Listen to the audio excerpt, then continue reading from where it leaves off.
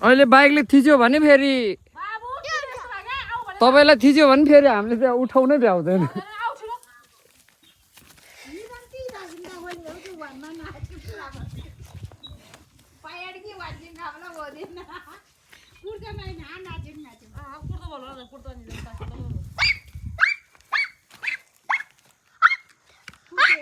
जान्ने भएर तैँले त घर जाँदा लासाना पाइयो पाइ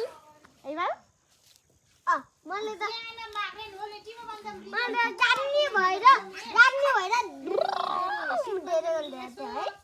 अन्त अनि बाइक त पारुवा